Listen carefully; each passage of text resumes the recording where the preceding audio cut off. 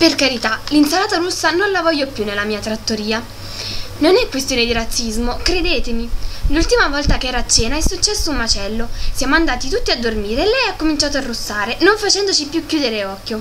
L'ho svegliata e la maionese è impazzita. Ci siamo messi in tre per mantenerla.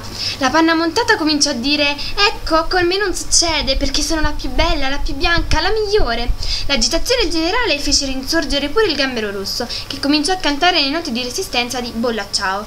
E da lì perdemmo il controllo della situazione. Le menezzane si organizzarono nelle truppe parmigiane per attaccarci al suon di uva a grappolo. Fummo travolti dalla mozzarella in carrozza, trainata dal caciocavallo. Guido il cuoco cercò di afferrare un coltello, ma un peperone imbottito si fece esplodere, sfigurando la vita con capperi e olive. Cannoni siciliani risuonarono i loro colpi per tutta la cucina, ricoprendoci di ricotta e canditi. Mia moglie, la vigliacca, scappò dalla finestra con tutto il pandoro che riuscì a raccogliere. Pentole, coperchi e scolapasta furono i nostri scudi, mentre mattarelli e mestoli le nostre armi. Fui attaccato dalle truppe di pasta fresca, che riuscì a schiacciare con le mie mani, lasciando alla memoria storica la disfatta degli strozzapeti. Lo zio Tobia prese il toro per le corna, solo che il trofeo attaccato alla parete non aveva a che fare con la guerra e non accade nulla.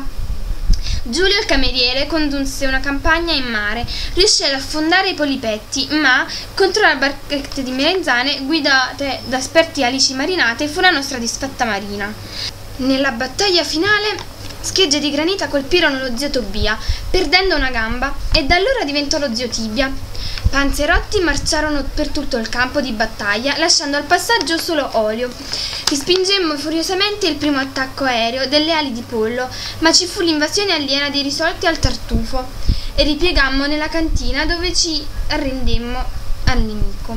Il trattato di resa fu firmato su una millefoglie, mentre salami e prosciutti al soffitto cantavano in coro Porcelli d'Italia. Da oggi nella mia nuova trattoria solo uova in camicia. Sono silenziose, ordinati ed eleganti.